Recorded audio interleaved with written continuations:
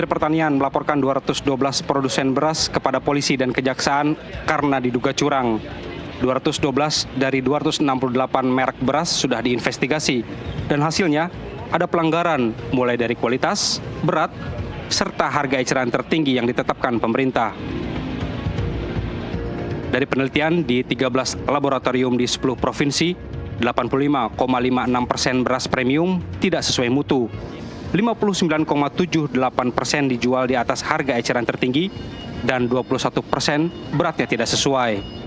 Akibatnya, potensi kerugian konsumen akibat praktik curang itu bisa mencapai lebih dari 99 triliun rupiah.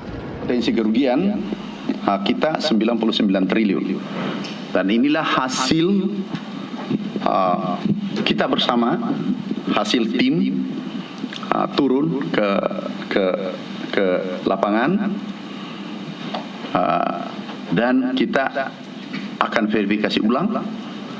Nanti Satgas bergerak mengecek langsung di lapangan. Mengecek langsung di lapangan. Tolong kepada saudaraku, ini ada 212 ya. 212 merek.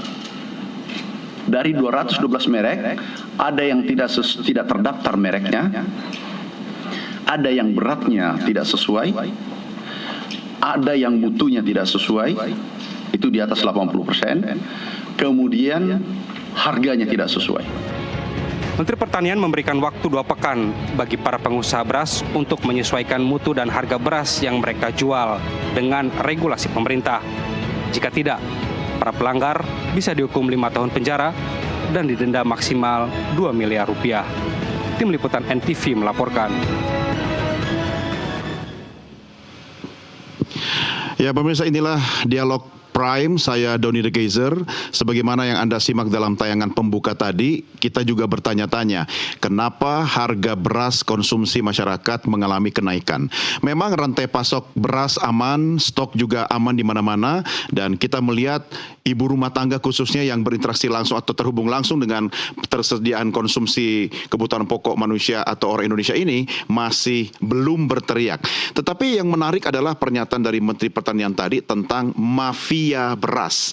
Saya ingat dari zaman dulu ya, mungkin setelah era Presiden Soeharto, istilah mafia beras ini selalu akrab di telinga kita. Tetapi sepertinya sampai hari ini kami ajak Anda berdiskusi dengan narasumber kami, belum pernah ada solusi konkret terkait bagaimana melawan mafia beras itu. Saya ajak Anda berbincang dengan narasumber. Kami sudah hadirkan 2 narasumber. Yang pertama telah hadir di studio, pengamat pertanian dari Asosiasi Ekonomi Politik Indonesia, Kudori. Pak Kudori, apa kabar? Baik, Mas.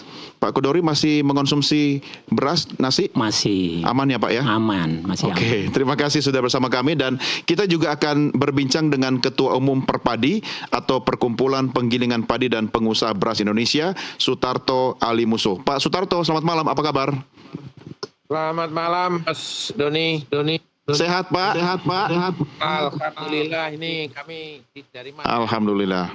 Baik, terima kasih. Sambil kita akan coba memperbaiki jaringan komunikasi dengan Pak Sutarto. Saya sudah cukup mendengar suara Bapak dengan baik, tapi masih kurang jelas. Saya ke Pak Kudori dulu. Pak Kudori, jadi ini ulah mafia. Komentar Anda? Saya juga bingung. Kenapa Bapak malah bingung? Mafia itu mafia yang mana gitu. Oke, mafia beras begitu? Kita membayangkan mafia itu semacam organisasi gitu ya, organisasi kejahatan, ada pemimpinnya kayak gangster gitu. Tapi ketika ini diucapkan lagi, dilontarkan lagi ke publik, kita kan jadi bertanya-tanya, memang pernahkah kita bisa membuktikan, aparat pernah bisa membuktikan bahwa ada mafia di negeri ini, termasuk mafia beras ya. Tudingan-tudingan menggunakan terminologi mafia ini kan bukan kali ini saja gitu, udah berkali-kali gitu. Tapi kita tidak pernah tahu, tidak pernah lihat juga bahwa misalnya ada si A yang diseret ke meja hijau dan dihukum, itu adalah bagian dari mafia ini. Iya. Anda setuju ada mafia, tetapi enggak, saya kira enggak. Tidak setuju. Tidak. Artinya statement Menteri Pertanian tentang mafia itu tidak sepenuhnya benar. Ya, saya menduga Pak Mentan menggunakan itu mungkin untuk Menyebutkan sesuatu yang belum jelas. Supaya publik kira-kira responnya kayak apa, mungkin gitu ya. Gitu ya. Lalu respon Anda seperti apa, Pak? Ya, terus terang saya nggak tahu ya. Saya juga bingung. Yang dimaksud mafia itu seperti apa? Misalnya ketika beliau melihat ada data yang menurut Pak Mentan anomali ya, pengeluaran beras di Pasar Induk Beras Cipinang yang di skala normal itu kira-kira 2.500-3.500 ton per hari, tapi di tanggal tertentu itu 11.000 ton gitu. Itu anomali gitu. Anomali itu bisa disebabkan oleh aktivitas mafioso atau memang wajar terjadi? Maksud saya waktu itu beliau juga menggunakan kata mafia. Mafia juga gitu loh. Padahal kalau kita cek ya, dan kita dengarkan, kita baca juga penjelasan dari Satgas Pangan setelah mengecek ke sana, dan saya juga coba cross check ke pengelola Pasar Induk Beras Cipinang, sebetulnya itu adalah bagian dari stok opnam. Stok opnam. Betul ya. Jadi mencocokkan apa yang tertulis di laporan setiap hari yang muncul di web mereka itu dengan kondisi real di lapangan. Ada selisih. Ada selisih. Dan itu wajar kalau bicara stok opnam. Sepertinya sudah lama sekali tidak pernah dilakukan stok opnam. Akhirnya selisihnya itu beda banget gitu. Nah, menurut saya yang begini-begini ini kan akan jauh lebih baik. Coba ditanya dulu deh ke pengelolanya. Ini kok ada aneh gini. Pengelola ini siapa maksudnya? Pasar Induk Beras Cipinang. Pengelola pasar, oke. Saya tadi ceritakan Pasar Induk Beras Cipinang gitu. Jangan langsung mengeluarkan sesuatu yang sebetulnya bisa memperkeruh. Ya, saya harus konfrontir dengan Ketua Umum Perpadi ya, Pak Kudori, karena saya percaya Pak Sutarto Alimuso menguasai urusan lapangan soal perberasan dan juga urusan mafia beras ini. Pak Sutarto, komentar Anda terkait dengan pernyataan Menteri Pertanian ada mafia bermain dalam mempengaruhi harga beras seperti apa, Pak?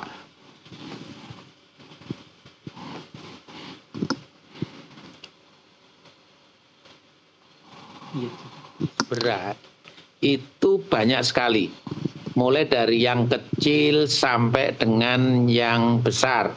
Itu apakah itu penggilingan padi, apakah itu distributor, apakah itu subdistributor, sampai retailer, kemudian sampai ke masyarakat konsumen. Kita tahu bahwa lebih dari 90% yang menyediakan beras di Indonesia itu pada dasarnya adalah dilakukan oleh para pelaku bisnis tadi, yang jumlahnya banyak tadi, ratusan ribu bahkan mungkin bisa sampai jutaan. Kalau kita melihat dari mulai dari awal dari gabah dipanen, kemudian dikeringkan, kemudian diolah, didistribusikan, kemudian sampai kepada konsumen. Itu bisa sampai jutaan. Jadi kita bisa membayangkan bagaimana sulitnya mengkoordinasikan begitu banyak, seandainya itu ada satu organisasi yang betul-betul bisa mengkoordinasikan sehingga menjadi sesuatu yang tadi itu, katakanlah ada kesepakatan yang luar biasa. Nah, ternyata pengalaman di lapangan ini tidak mudah untuk kesepakatan apakah harga pembelian gabah saja itu sulit sekali kita sepakati antara satu dengan yang lain. Menjualnya pun juga terjadi persaingan. Mulai dari membeli gabah sampai kepada penjualan, pada dasarnya adalah persaingannya itu sudah luar biasa, persaingan bebas gitu ya, sehingga untuk menuju kepada satu katakanlah kebersamaan yang menuju ke negatif tadi, yang katakanlah kalau kita bicara mafia kan pasti negatif. Saya pikir kok agak sulit Pak ya. mudah gitu loh, sulit. Artinya Pak Sutarto, ini jangan-jangan karena mata rantainya terlalu panjang ya, sehingga kemudian, atau justru mata rantai yang panjang itu malah membuat ada istilah mafia tadi, saking panjangnya sehingga ya sulit bersekongkol, tapi akhirnya dampaknya kepada harga yang tinggi. Bagaimana komentar Pak Sutarto? Betul. Jadi saya lebih sependapat kalau mata rantainya yang terlalu panjang.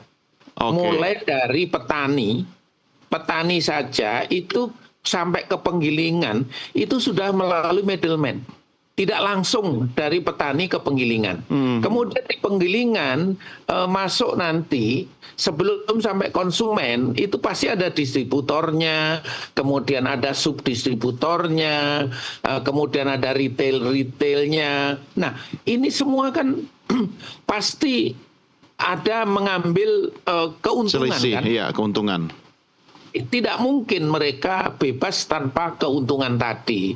Jadi itu justru itu yang harusnya kita bereskan, bagaimana supaya tidak terjadi inefisiensi sehingga harganya menjadi mahal tadi dengan cara memotong mata rantai tadi. Ya, Pak Ketum, ini kan Anda mengatakan terjadi inefisiensi. Artinya inefisiensi ini ada karena mata rantai yang cukup panjang, ya panjang banget.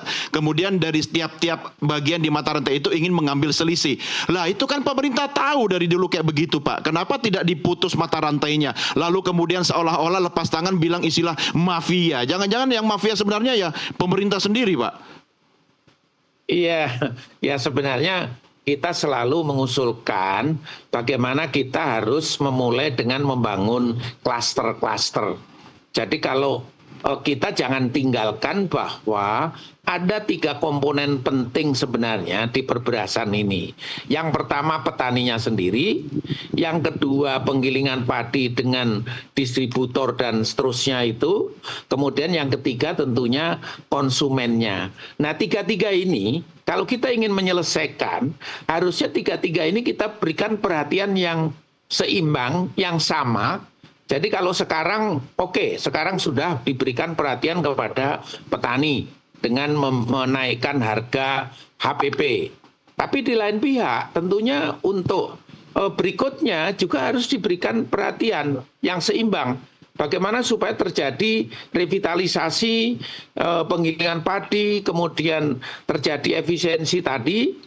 Kita bangun kerjasama sinergi antara petani dengan penggilingan padi, bahkan nanti sampai kepada retail-retail yang ada. Nah inilah yang harusnya kita secara intensif di lapangan itu yang harus kita kerjakan. Kami sendiri sebenarnya melakukan itu. Kami di beberapa kabupaten kerjasama dengan 2 LSM, yaitu dengan Privat by Nature dan dengan KRKP, Koalisi Rakyat untuk Kedaulatan Pangan.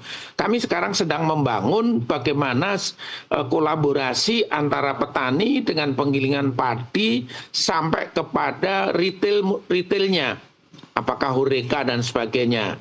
Nah itu adalah dalam rangka memotong mata rantai tadi. Ya. Nah, kalau kita bisa melakukan ini, katakanlah misalnya pemerintah juga perlu stok misalnya. Mesti perlu kerjasama ini, petani, penggilingan padi, dan konsumen. Bulog katakanlah. Kalau ini bisa dilakukan secara intens, saya pikir akan terjadi efisiensi tadi. Itu kan yang dilakukan oleh Perpadi ya, Pak Sutarto. Yang harusnya dilakukan oleh pemerintah, begitu kan? Tapi kenapa tidak dilakukan oleh pemerintah? Jangan-jangan pemerintah mendapatkan manfaat dari situasi ini? Ya, saya tidak akan mengatakan bahwa mungkin belum sampai ke sana, bisa saja terjadi. Makanya kami dari Perpadi selalu mengatakan kalau kita ingin memperbaiki perberasan kita harus berpikir secara ekosistem. Ekosistem perberasan hulu sampai hilir. Kita tidak bisa hanya memandang satu titik saja, tidak mungkin. Pasti 3 titik ini yang saya sampaikan tadi harus dilakukan secara seimbang. pemerintah membuat kebijakan yang betul-betul untuk ketiga-tiganya ini. Ya. Katakanlah misalnya sekarang produksi sedang pada posisi di bawah kebutuhan, ya misalnya sekarang ini ya. Nah, apa yang harus dilakukan oleh pemerintah? Ya harus melepaskan cadangannya. Itu kan menjadi satu kegiatan ekosistem perberasan yang tertata dengan baik. Jadi tidak ada nanti kenapa harga naik? Karena ada sebab-sebab di luar situasi yang sebenarnya bisa kita baca bersama, kemudian bisa kita ambil solusi yang tepat. Ini yang harus kita lakukan. Baik, memang kata kuncinya bagaimana Pak Kudori, kita harus bisa membaca situasi bersama. Sayangnya cara membaca antara asosiasi yang dipimpin oleh Pak Sutarto ya kan, dengan konsumen, dengan distributor dan pemerintah itu beda. Jangan-jangan pemerintah nggak bisa membaca situasi. Catatan penting Anda seperti apa Pak Kudori? Mestinya pemerintah kan punya instrumen yang lengkap ya. Instrumennya lengkap banget. Lengkap lah, aparat, anggaran. Tapi menjalankan dan menegakkannya itu. Ya, memang saya kira ini adalah momentum ya buat pemerintah untuk melihat lebih dalam ya, melihat kembali sebetulnya kebijakan perberasan kita itu sudah benar atau tidak gitu. Karena situasi ini tidak muncul tiba-tiba, tidak muncul kalau tidak ada apinya sebetulnya gitu. Yang terjadi sekarang ketika dikeluhkan bahwa harga beras naik gitu ya. Sebetulnya kan kalau kita cek ya, penyebabnya jelas kok gitu ya. Penyebabnya jelas. Yaitu? Karena bahan bakunya memang naik gitu. Pemerintah memutuskan ada kenaikan harga pembelian pemerintah untuk gabah kering panen di tingkat petani ya. HPP memang naik ya. Betul, dari 6.000 tahun lalu menjadi 6.500 per kilogram per Januari lalu gitu. Gabah ini kan bahan baku beras. Ketika diolah menjadi beras itu kalau bahan bakunya naik, hasil olahannya dalam bentuk beras itu kan naik juga mestinya gitu ya. Nah, secara gampang mungkin gini, untuk membuat beras 1 kilogram itu butuh gabah berapa kilogram sih? Kalau kita gunakan rendemen seandainya 50%, berarti untuk membuat beras 1 kilogram itu butuh gabah 2 kilogram. Kalau harga bahan baku ini 6.500 per kilogram, berarti untuk membuat 1 kilogram beras itu sudah 13.000. 13.000 rupiah. Yang tahun lalu baru 12.000. Masalahnya adalah ketika bahan baku ini naik, yang mestinya itu akan diikuti oleh penyesuaian harga eceran tertinggi hasil olahannya ya, berasnya. Itu tidak dilakukan oleh pemerintah.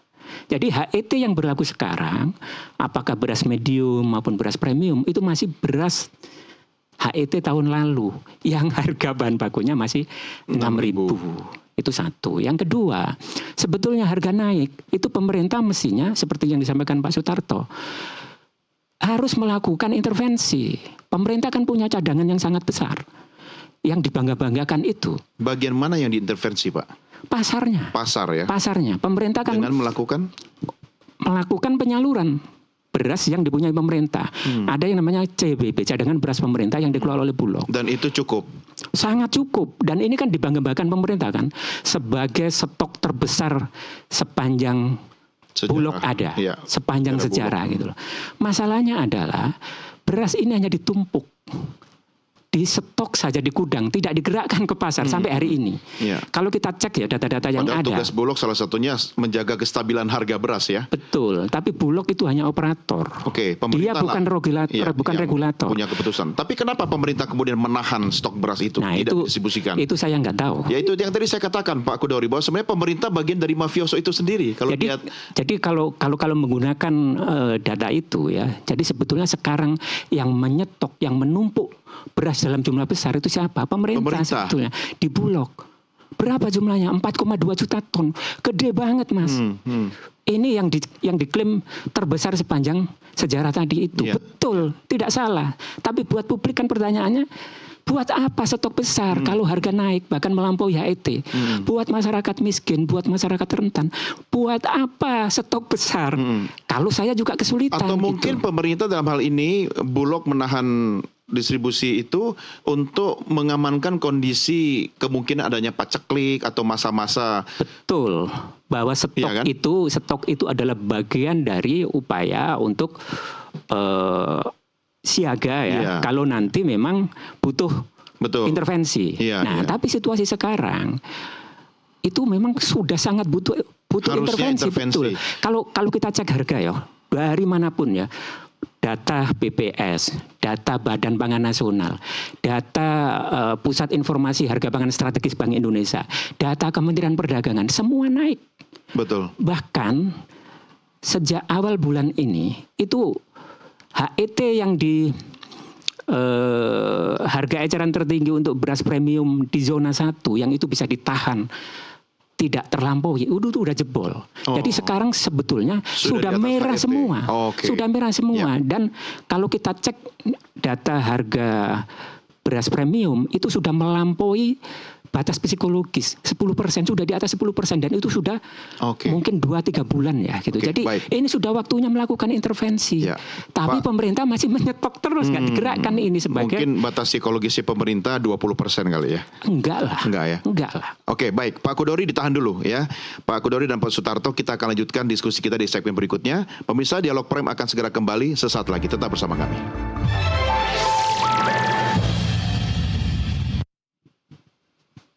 Terima kasih pemirsa, Anda masih bersama kami dalam Dialog Prime. Saya Doni De Geyser tengah berbincang dengan pengamat pertanian dari Asosiasi Ekonomi Politik Indonesia, Kudori, dan juga Ketua Umum Perpadi atau Perkumpulan Penggilingan Padi dan Pengusaha Beras Indonesia, Sutarto Alimuso.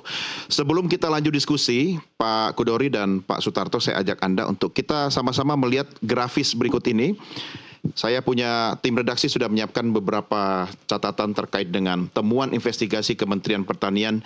Ini khususnya di beras premium ya. Yang pertama, kalau kita melihat grafis ada 85,56% beras premium itu ternyata tidak sesuai dengan standar mutu yang ditetapkan. Oh, lumayan gede loh Pak. Kemudian hampir 60% beras premium dijual lebih mahal. Nah ini terkonfirmasi seperti kata Pak Kudori tadi. Di atas harga eceran tertinggi. 21,66% beras premium dikemas lebih ringan dari berat yang tercantum di kemasan. Wow. Kemudian grafis berikutnya ada temuan investigasi dari Kementerian Pertanian terkait beras medium. Kalau tadi yang premium, ini yang medium. 88,24% beras medium tidak sesuai dengan standar mutu yang ditetapkan. Waduh Pak, yang medium sama premium sudah nggak sesuai standar. Ditambah lagi ternyata 95,12% beras premium, medium ya, dijual dengan harga lebih mahal dari harga eceran tertinggi. Tapi Pak Kudori bisa mengonfirmasi ini semua di atas 10% ya Pak ya? Ya, rata-rata nasional. Rata-rata nasional. Ya? Oke, saya lanjutkan dulu Pak. 9,38% beras medium premium dikemas lebih ringan dari berat yang tercantum di. Wah ini kan penipuan atau kebohongan publik Pak ya? Ya. Komentar Anda?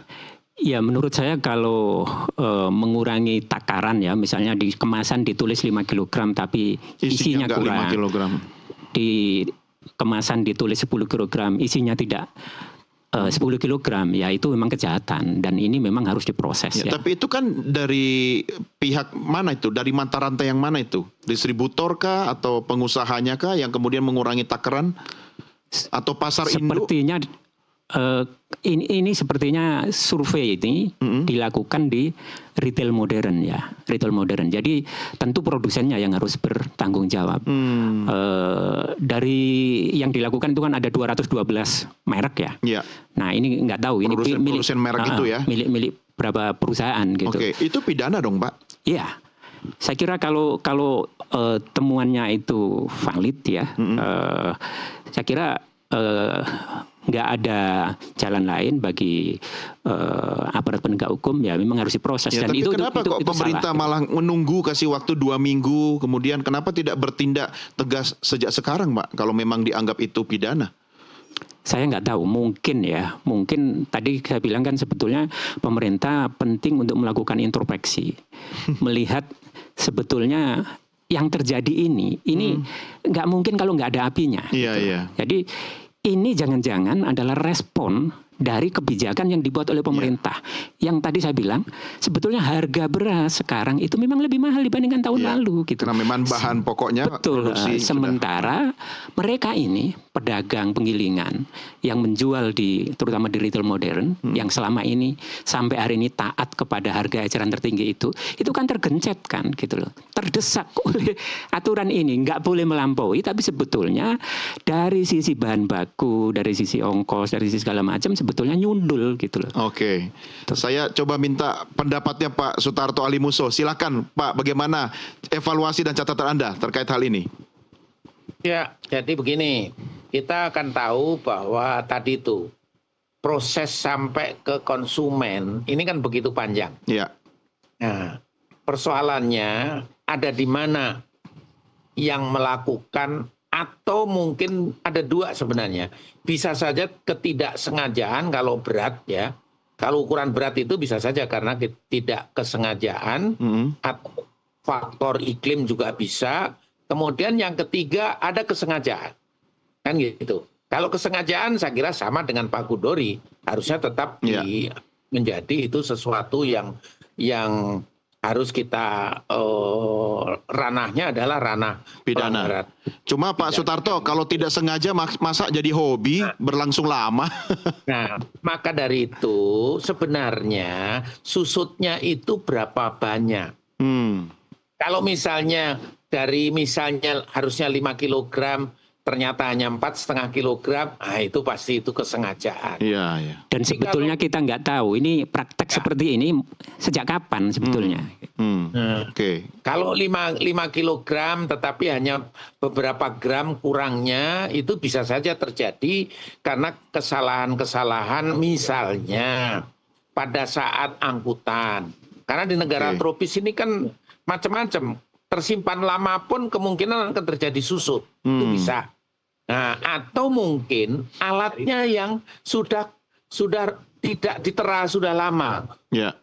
Itu bisa saja terjadi. Makanya kami selalu mengimbau kepada pemerintah bagaimana penggilingan-penggilingan ini supaya diberikan kemudahan untuk bisa memperoleh modal untuk melakukan revitalisasi. Termasuk ada ini dong Pak Ketum, standarisasi atau diuji ya alat-alatnya sendiri, bisa disertifikasi begitu.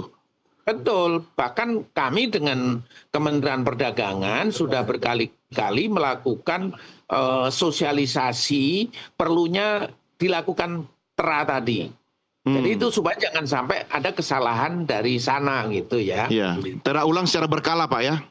Betul, ini harus secara berkala sehingga kalau ini betul-betul dilakukan, saya pikir kita menghindari tadi itu. Ya. Nah kemudian tentunya kalau kita bicara kualitas itu memang tadi sudah disampaikan oleh Pak Kudori. Sebenarnya kami juga selalu menyampaikan kepada anggota, kita ini tidak boleh melakukan kecurangan-kecurangan. Itu selalu pada setiap kesempatan pertemuan dan sebagainya. Nah, kalau terjadi itu anggotanya Perpadi misalnya, karena kan tidak semua penggilingan padi, tidak semua pengusaha beras ini kan anggota Perpadi aktif. Iya. Jadi dia mungkin bukan anggota gitu ya. Nah, kemudian kalau karena situasi tadi itu disampaikan oleh Pak Kudori tadi, kemudian membuat reaksi dengan mengorbankan kualitas, saya pikir ini juga sesuatu yang tidak tepat. Ada sanksi nggak Pak bagi anggota Perpadi yang kemudian melanggar itu? Ya kalau kami terus terang pertama pasti melakukan teguran. Dan sebenarnya ini kan kewajiban pemerintah kan untuk melakukan pengawasan itu pada dasarnya. Nah kalau kami teguran, kalau teguran juga tidak diperhatikan, ya kita lebih baik tidak usah jadi anggota Perpadi kan begitu. Iya, iya. Oke. Supaya jangan kita salah gitu loh. Jadi intinya seyogianya mereka tidak mengantisipasi sesuai kemauan sendiri, mengorbankan tadi itu melanggar peraturan. Ya, Pak Sutarto, ini saya mau minta komentar Anda, Pak Sutarto dan juga Pak Kudori setelah ini soal angka kerugian yang dirilis pemerintah itu sebesar 99 triliun. Itu buat saya wow loh Pak. Tapi kalau diskusi kita malam ini sepakat bahwa mata rantai yang cukup panjang dan banyak celah sehingga terjadi kebocoran sehingga menyebabkan kerugian di angka fantastis 99 triliun. Menurut Anda itu dari semua mata rantai itu di mana Pak Tarto yang paling besar, yang paling banyak yang berpotensi menimbulkan kerugian itu Pak? Iya, jadi begini. Ini kan kalau kita bicara penggilingan padi ada 169.000 ya di seluruh Indonesia. Kalau kita bicara distributor mungkin ratusan ribu juga. Kita bicara subdistributor apalagi. Kita bicara retail apalagi. Jadi sebenarnya kita sangat sulit mengatakan itu, tetapi kalau itu yang sudah bermerek dan sebagainya itu sebenarnya mudah untuk bisa dilacak ya. Dilacak itu akan mudah. Siapa yang melakukan packaging itu? Bisa distributor, bisa subdistributor atau penggilingan padi sendiri. Jadi artinya di tiga posisi tadi gitu ya. Itu kalau yang sudah punya merek khusus gitu. Tapi kalau yang merek umum, lah ini lebih sulit lagi gitu ya. Jadi bisa saja di retail yang tidak jelas. Kenapa saya katakan merek umum? Jadi ada merek-merek tertentu itu tidak ada yang memiliki. Tetapi semua juga memiliki gitu loh. Jadi misalnya ya ada yang saya tahu, misalnya seperti merek beras cap mawar. Itu di mana-mana ada. Ada di mana-mana, tapi pemiliknya beda-beda ya. Pemiliknya beda-beda. Iya, benar. Misalnya seperti itu gitu. Kan saya pernah coba itu. Nah, pernah lihat kan Mas Denny? Jadi beda-beda kualitas juga itu, Pak. Beda-beda kualitas karena yang memproduksi juga beda-beda. Nah, gimana menindak yang kayak begitu, Pak? Sulit. Nah, kalau itu pasti sulit. Makanya kalau anggota kami selalu kami minta anggota ini supaya segera melakukan pendaftaran mereknya sesuai dengan undang-undang. Jadi supaya tidak melanggar gitu kan. Tapi kan kita kan yang di ujung-ujung kan macam-macam sampai di desa-desa barangkali ada yang membuat karung sendiri dengan merek yang umum tadi. Setuju. Gitu. Tapi setidaknya harus ada upaya yang dimulai oleh pemerintah ya. Pak Kudori, gimana catatan Anda? Ya, saya sendiri nggak tahu hitung-hitungannya itu dari mana gitu ya. 99 triliun itu luar biasa. Atau gimana nih? Ya tentu nggak mungkin lah ngasal. Pasti ada pendekatan-pendekatan. Cuman nilai itu kan bukan sesuatu yang kecil ya gitu lah. Terus terang saya juga bertanya-tanya, ini didapatkan dari mana gitu. Karena yang disampaikan ke publik itu kan kita tahu ujung akhirnya saja kan gitu. Tidak disampaikan kalau dihitung dari A kali B kali C misalnya gitu ya, ketemu segini gitu ya gitu. Ini komunikasi publiknya Kementerian Pertanian nih yang harusnya ya lebih intensif ya. Ini kan kalau bicara kerugian bisa jadi mungkin potensi kerugian bisa ya jadi kan? ya. Atau memang kerugian yang dialami oleh pemerintah dari semua mata rantai beras tadi gitu kan. Bisa jadi. Jadi juga bisa jadi juga dengan asumsi A dengan asumsi B, tadi itu yang belum jelas yang disampaikan pemerintah. Tapi bisa jadi mungkin begini Pak Kudori, bahwa pemerintah merilis angka yang fantastis itu sebagai salah satu trigger juga untuk upaya pemberantasan mafia. Meski mafia yang tadi saya katakan dari awal Anda juga masih bingung di mana mafianya. Atau jangan-jangan dari semua sistem mata rantai itu ada pihak-pihak yang mengambil keuntungan yang di luar aturan pemerintah, itu yang disebut mafia. Termasuk mungkin oknum pemerintah itu sendiri. Gimana Pak?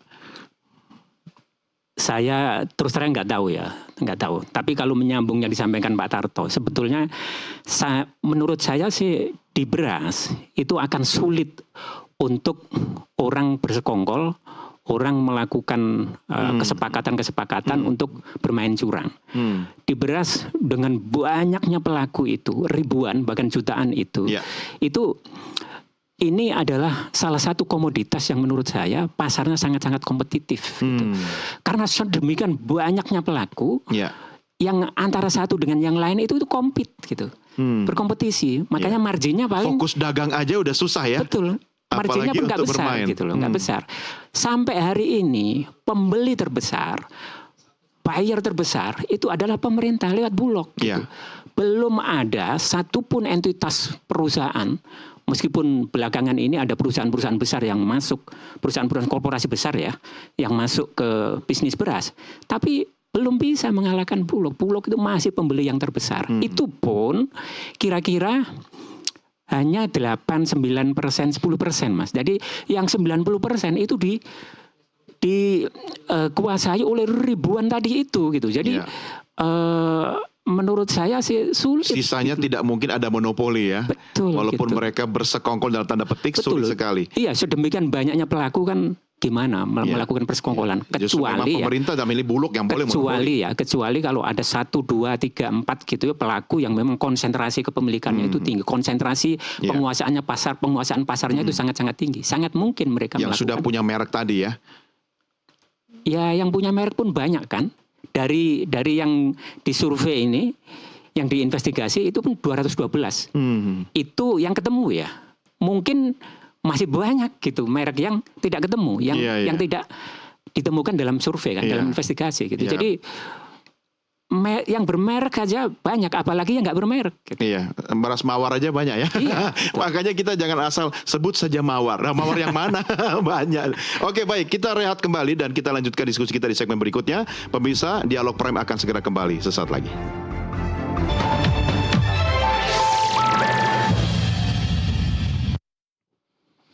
Terima kasih masih bersama kami. Kita lanjutkan kembali diskusi kita. Saya kembali ke Pak Sutarto Alimusuh. Pak Sutarto, kalau seperti ini terus tentu yang akan paling dirugikan adalah masyarakat atau konsumen gitu kan. Anda menyebutkan 3 pilar utama: petani, penggiling padi, dan juga konsumen. Kalau 2 hal misalnya petani dan penggiling padi bisa kita minta tolong dari Perpadi untuk melakukan pengawasan yang ketat. Tapi konsumen ini kan istilahnya prinsip ekonomi Pak yang akan berlaku. Apa yang Bapak bisa sarankan kepada pemerintah sehingga ujung-ujungnya jangan sampai konsumen atau masyarakat yang akan dirugikan Pak?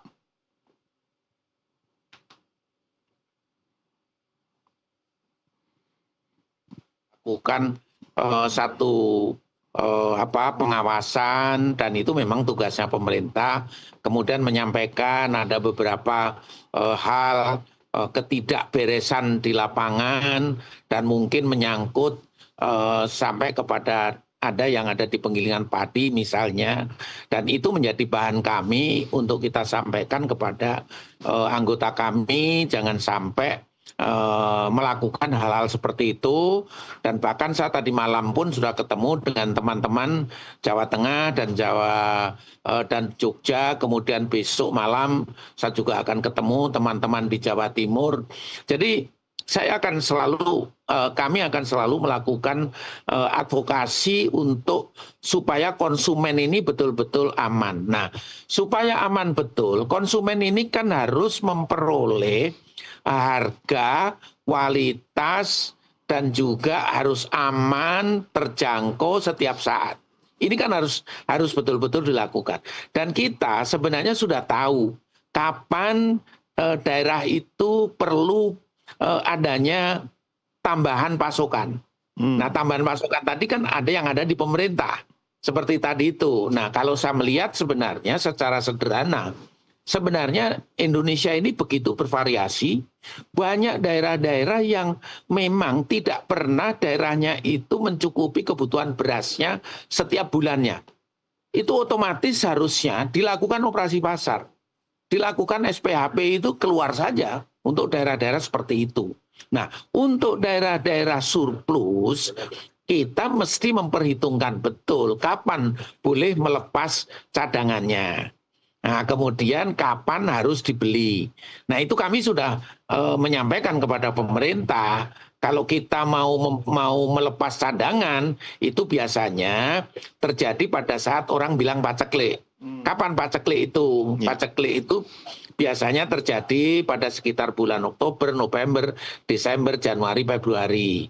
Nah, pada saat Maret, April, untuk daerah-daerah produsen, Maret, April, Mei, itu tidak perlu operasi pasar. Di situ justru kita membeli. Nanti biasanya sampai dengan bulan Juli, Agustus. Ini kan ntar lagi mau akhir tahun Pak, Oktober, November, kalau masuk paceklik berarti otomatis Bulog akan melepas stoknya begitu?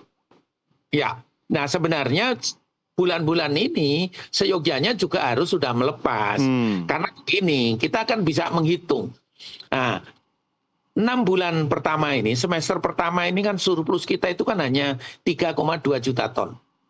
Surplusnya ya. Kalau antara produksi dalam negeri kemudian dikurangi kebutuhan. Itu ada sekitar 3,2. Nah 2,6 itu sudah dikuasai oleh pemerintah. Tadi Pak Kudori menyampaikan kan. Nah artinya apa? Yang sisanya itu tinggal 600.000. Nah 600.000 itu kan tidak semua siap untuk dipasarkan kan. Maka dari itu pada saat sekarang ini itu sudah waktunya juga untuk melepas cadangan pemerintah tadi gitu. Jadi supaya harga tidak naik. Pertanyaannya kenapa naik, pemerintah masih menahan Pak? Kenapa nggak sekarang dilepas cadangannya? Nah justru itulah yang kami sudah menghimbau Januari Februari harus dilepas. Kemudian bulan ini juga harus dilepas. Nah, saya mendengar pemerintah sudah merancang. Kan sudah pernah diumumkan kan? Tetapi saya mendengar mungkin masalah-masalah teknis, apakah masalah keuangan dan sebagainya kami tidak tahu. Tapi sebenarnya menurut yang kami dengar dari berbagai media kan pemerintah akan melepas cadangannya, itu betul. Situasi sekarang betul. Kalau nanti pada bulan Juli, Agustus atau akhir Juli, awal Agustus itu memang baru berhenti lagi. Dan bulan ini tidak usah memaksakan diri untuk pengadaan dalam negeri gitu. Sebenarnya pemerintah punya peran vital ya Pak Kudori untuk menstabilkan harga dengan melepas aja stok di gudang gitu kan. Betul. Atau sengaja menunggu ya menjelang paceklik tadi biar nanti semuanya jadi normal. Menurut Anda? Situasinya sebetulnya sudah sangat mendesak menurut saya ya. Terutama di wilayah-wilayah yang bukan produsen atau produsen tapi nggak cukup seperti disampaikan Pak Tarto ya. Itu harganya udah merah Mas dan berbulan-bulan gitu loh gitu. Menurut saya pemerintah harus segera melakukan intervensi supaya harga tidak terus naik. Kalau dilakukan intervensi, harapannya harga itu tertahan, gitu ya, tertahan, tidak naik. Syukur-syukur kalau bisa turun, gitu ya. Gitu. Tapi untuk bisa turun, tentu tidak bisa sekali pukul, gitu ya. Nanti ngabisin ini cadangan beras kita. Cadangan beras kita kan sudah sangat-sangat besar, ya. 4,2 juta ton itu buat apa, gitu? Kalau pemerintah tidak menyalurkan dalam jumlah besar setiap bulannya, itu konsekuensinya berat. Sekarang ini kan, ini sudah tanggal 30 ya. Penyaluran tinggal 6 bulan gitu. Dengan stok Bulog 4,2 juta ton. Kalau kita harapkan di stok sisa akhir tahun nanti 1,2 juta ton, itu berarti Bulog selama 6 bulan harus bisa menyalurkan 3 juta ton. Atau 0,5 juta ton tiap bulan. Apakah mudah? Nggak mudah. Tidak mudah. Pengalaman bertahun-tahun. Setahu saya ya, stok tertinggi itu, penyaluran tertinggi itu 400-an ribu ton. Jadi 0,5 juta ton nggak nyampe ya? Nggak nyampe gitu. Makanya saya kira penting, satu ya, dilakukan penyaluran sebagai bagian dari upaya dan tanggung jawab pemerintah untuk memastikan bahwa harga itu tidak terus naik. Satu. Yang kedua adalah sebagai bagian untuk memastikan beras yang sudah dikumpulkan, yang diserap oleh Bulog itu tidak satu susut volume, karena semakin lama disimpan susut volume. Yang kedua tidak turun mutu. yang ketiga, tidak membebani pengelola gitu. Karena semakin lama ini disimpan, tidak digerakkan, tidak disalurkan, tidak dijual, itu semakin lama biaya perawatannya gitu. Ujung-ujungnya bisa itu pengaruh ke kualitas beras juga. Betul gitu. Bahkan nanti kalau itu rusak, itu biayanya akan sangat-sangat besar gitu. Nah, mestinya stok ini tidak dijadikan stok yang statis, stok yang hanya diem, tapi stok yang dinamis, terus bergerak. Ketika pemerintah melakukan pengadaan, ada stok masuk, ini harus dikeluarkan dong gitu. Nah, ini sudah saatnya menurut saya sangat-sangat mendesak. Kok saya jadi prasangka buruk ya? Kenapa berprasangka? Karena kan pemerintah punya kendali seharusnya untuk menstabilkan harga dengan melepaskan stok yang ada di gudang. Betul. Tapi karena tidak melakukannya, akhirnya untuk mengisi momentum transisi beberapa bulan ini, sebut saja mafia yang punya peran, begitu kan? Nggak usah dikomentari, Pak. Saya harus mengakhiri diskusi kita malam ini. Ya, kita lihat saja, kita tunggu seperti yang diharapkan oleh Pak Kudori dan juga Pak Sutarto ya. Mudah-mudahan harga beras bisa kembali stabil dan ujungnya tentu yang tidak boleh rugi adalah konsumen. Pak Sutarto, terima kasih sudah bersama kami. Selamat malam, sampai jumpa kembali Pak Sutarto. Terima kasih Pak, dan Pak Kudori juga terima kasih. Terima kasih. Sampai kita berjumpa lagi di lain kesempatan. Dan pemirsa, inilah